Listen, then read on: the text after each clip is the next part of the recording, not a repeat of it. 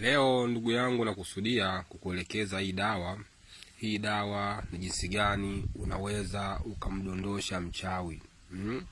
Lakini nitakupa angalizo tu huko mbele jinsi ya kuitumia hii dawa. Hii dawa ni dawa ya mti wa mpapai. Mpapai huu ni mpapai ambao umeanguka wenyewe. Sio mtu kauangusha, umeanguka wenyewe. Aiza umezeeka, aiza umeanguka na upepo.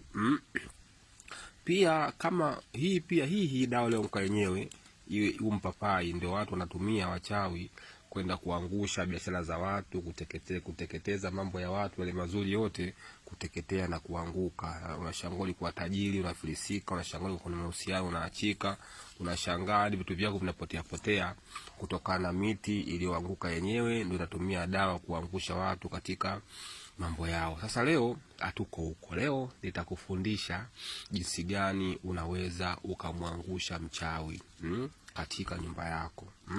Ikiwa nyumba yako ina maajabu mengi, ina mizengwe mingi sana nyumba hiyo. Ina maajabu mengi, ina mizengwe mingi sana. Sawa? Unatakiwa tafuta mpapai ulioanguka wenyewe. Kama utakosa basi mimi ninao tayari ule waanguka wenyewe. Ukishapata mpapai ule waanguka wenyewe, ukaushe, ama ukiupata ule ukauka tayari, uunguze kwenye moto upate unga wake. Sawa? Ukishaupata unga wake, chukua na chungu cha mfinyanzi.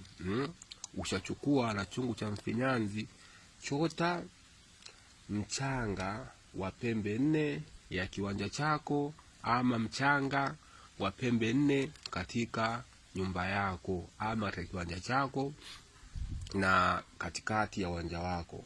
Ukishamaliza hapo, chukua yale makaa uliyounguza, ule mpapai uliounguza, chukua na kitambaa cheusi, chukua ile michanga, weka kwenye chungu cheusi, chukua na kitambaa cheusi, funikia kwa nia. Humo ndani ya ania chungu utaweka sindano 7, utaweka na wembe 7.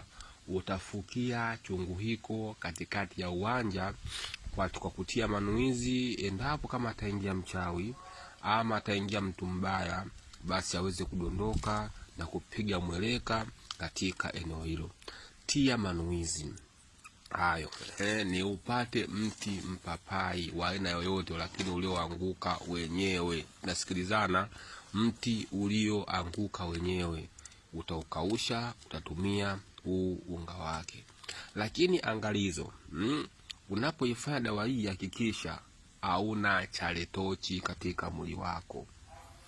Kwa sababu najua watu wengi wanashindwa kutibiwa ama kufanikiwa kwa sababu wanapotafuta dawa na kutateali mtu ana chaletochi. Kile unachokifanya mtu mbaya na kiona. Kile unapotembea mwanga na kuona. Kuona kuharibia. Mwingine unakuta anapanga kulifanya jambo kwenda kwa daktari kufanya matibabu, ashangaa leo imegeuka. Ama anataka kufanya tiba sehemu, ashangaa leo imegeuka tayari na ukashavamiwa na mpango wa chaletochi. Kwa sababu mchawi anapokuchanja chaletochi huwa anaunganisha taarifa zako na kifaa chake. Kwa hiyo kile unapokuwa unaenda na kuona, kile unapozunguka na kuona. Kwa hiyo kabla hujafanya dawa anaiharibu. Ndio maana nasema cha msingi mwe mnajiangalia kwanza katika mili yenu. Lakini kama utakuwa una chaletochi, fanya hii dawa kwa nia kumdondosha mchawi, mambo yatakuwa ni mazuri katika sehemu yako. Asante.